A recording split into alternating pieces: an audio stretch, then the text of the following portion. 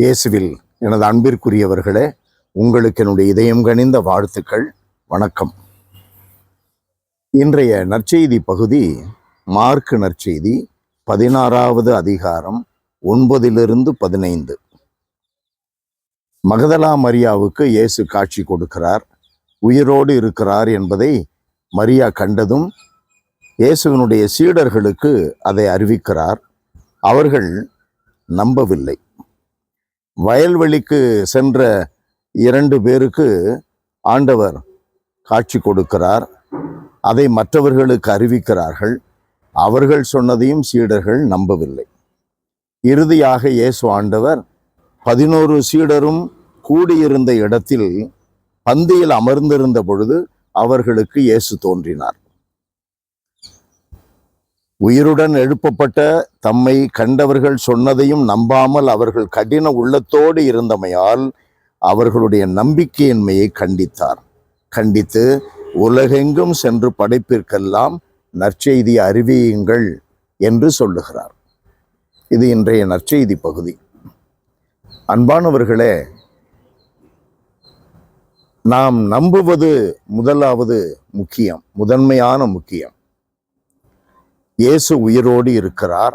இயேசு மட்டும்தான் நமக்கு உயிர் கொடுக்கிறவர், அவர்தான் மீட்பர் என்பதை நாம் முதலில் நம்ப வேண்டும். நம்புவதற்கு எது அடையாளம்? அவரை அறிவித்து, அவரை மகிமைப்படுத்தி, அவருக்கு சாட்சியாக வாழ்வது. நம்மிடம் அந்த சாட்சியங்கள் இருக்கிறதா? நாம் அறிவிக்கிறோமா?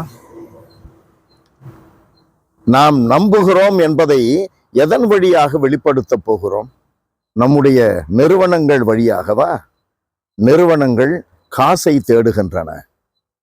நிறுவனங்கள் சமுதாயத்தில் உயர்விடங்களை அடைய வேண்டும் என்று, செல்வாக்கில் வளர வேண்டும் என்று, பெருமைப்பட வேண்டும், புகழப்பட வேண்டும் என்று நிறுவனங்கள் தேடுகின்றன. இயேசு அதை தேடினாரா?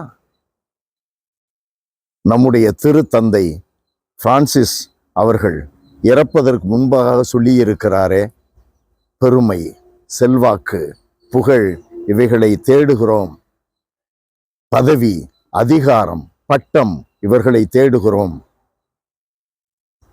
மக்களை தேடி அன்பை செலுத்துங்கள், இயேசுவை அனுபவித்து அன்பை காட்டுங்கள் என்று அவர் சொல்லிவிட்டு இறந்திருக்கிறாரே.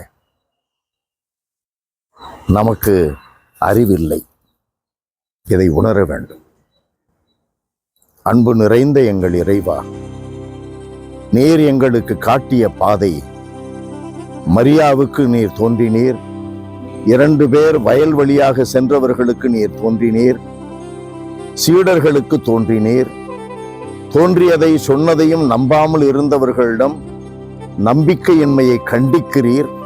கண்டித்து சாட்சியாக வாழுங்கள், அறிவித்து வாழுங்கள், கடவுளை மகிமைப்படுத்தி உங்களை ஒப்புக்கொடுங்கள் என்று சொல்லிவிட்டு சென்று இருக்கிறீர். இயேசுவே, நீர் சொன்ன இந்த வார்த்தைகள் எங்கள் உள்ளத்தில் பதியட்டும். உம்மை நம்புகிறோம் என்றால் அறிவித்து, உம்மை மகிமைப்படுத்தி, உமக்கு சான்று பகிர்ந்து வாழ வேண்டுமே. அந்த உணர்வை எங்களில் ஆழப்படுத்தும். உம்முடைய பெயராலேயே தந்தை கடவுளாகி உம்மிடம் கேட்கிறோம். தந்தையே, ஆமென், ஆமென்.